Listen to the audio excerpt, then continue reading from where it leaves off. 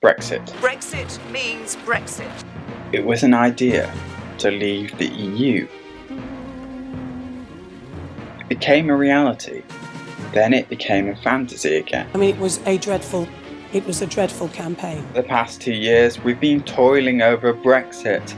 It's a debate about our future relationship with the European Union and our place in the world from now on. So this is the story of what went wrong. You're looking at David Cameron, the former Prime Minister of Britain. He tried to get a deal with the EU, but failed to persuade the public it was any good. He put Scotland on the line in a referendum and succeeded to keep the UK together. But ultimately, his arrogance to appease his own party by winning a referendum on Brexit to get rid of UKIP backfired. And now it looks like we might soon lose everything. So he said goodbye. The battle between Remainers and Leavers continued. Brexit means Brexit, and we're going to make a success of it. Make way for Theresa May. Brexit meant Brexit, but nobody knew what that meant. May's appointment as PM was met with both optimism and scepticism. Optimistic, we now at least had a Prime Minister with proven experience. Scepticism, that she was ultimately an establishment Remainer. The very thing we just had a referendum and voted against. Britain had become a clumsy state, holding the hand of the US President in a new populist world, with Boris Johnson making clumsy mistakes abroad. A world built for traditional politics, but a world having to quickly adapt to a new politics of the online world, terrorism and immigration.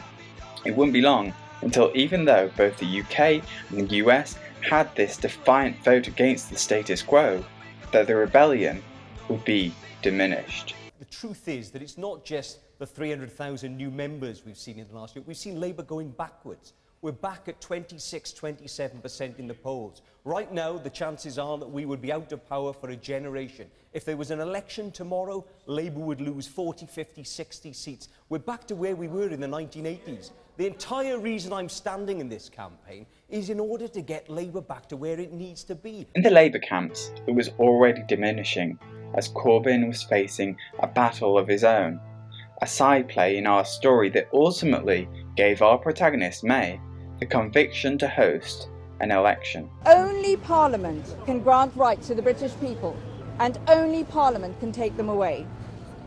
No Prime Minister, no government can expect to be unanswerable or unchallenged. Parliament alone is sovereign. Gina Miller. Fear. Brexit creates fear, and where fear is created, you either fight or flight. Cameron ran away, but May stayed and fought. So any change in the law to give effect to the referendum must be made in the only way permitted by the UK Constitution, namely by an Act of Parliament. Gina Miller ended up taking the government to court and ultimately made sure Parliament had more of a say in the Brexit process. Now May, after months of political wrangling, could finally trigger Article 50. Now the clock was ticking. We had 2 years to leave the EU, but May decided to hold an election. The choice at the election is clear. Strong and stable leadership with me in the national interest, or a hung Parliament and coalition of chaos under Jeremy Corbyn. She thought she would win. She thought it would help. She thought Labour were divided and the SNP were done for. She thought the Lib Dems were out of the question because we voted to leave and they were promising to remain. She thought UKIP were done because Brexit was already happening. And she assumed, like all of us, that those UKIP votes would automatically go towards the Conservatives, giving her a massive majority. But she was entirely wrong. And what we're saying is the Conservatives are the largest party. Note, they don't have an overall majority at this stage. 314 for the Conservatives. That's down 17. Wrong because she didn't lead a campaign and debate at a time when Britain needed it. Wrong because the Tories had a huge reputation for years of austerity. Wrong, because Labour had a good manifesto while the Conservatives were making U-turns on commitments mid-campaign. Nothing has changed. Nothing has changed. We are offering a long-term solution for the sustainability of social care for the future. May lost her majority and ended up having to form a coalition with the DUP, a move that ultimately damaged Brexit for good. But Labour didn't win either. Neither did the SNP or the Lib Dems or any other political party. Britain was broken, divided and dissolute, and Brexit was trying to stitch it back together. Isn't it funny? You know, when I came here 17 years ago and I said that I wanted to lead a campaign to get Britain to leave the European Union, you all laughed at me.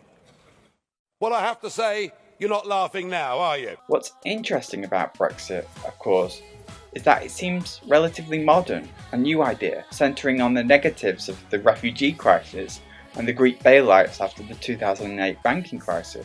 But the reality is, Brexit involves old politics.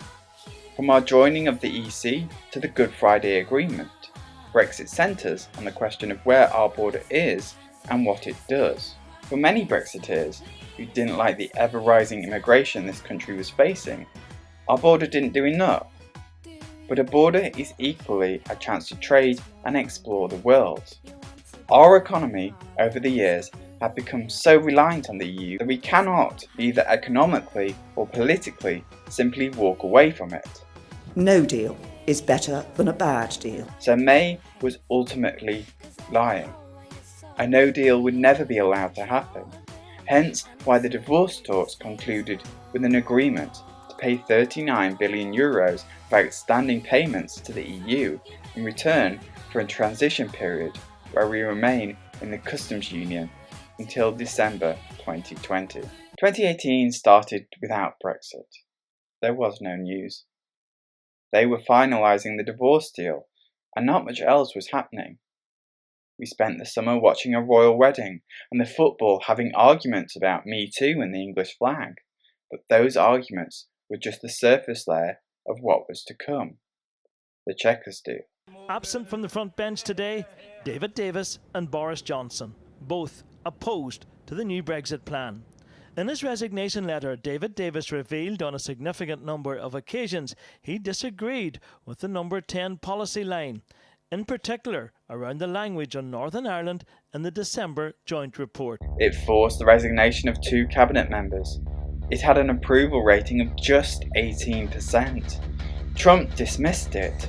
She wanted a common rule book for goods, which to leavers meant copying and pasting EU law into the UK law, and therefore not having a say on the laws that affected our country. She said she would even permit immigration in certain circumstances. The change, the populist change Brexiteers voted for, was being watered down for good. For Remainers, the assumption that the UK could abolish human and workers' rights was a step too far. Tonight they came out at their press conferences and in various statements saying that her Chequers plan still wasn't acceptable. But the Brexiteers and Remainers were lucky, because the EU rejected it in Salzburg. This was the point. Brexiteers and Remainers became one force against the government. The EU wanted to create a border in Northern Ireland or down the Irish Sea, and so that old question raised in Scotland in 2014 about independence was once again sprouting its leaves in a different area of the UK.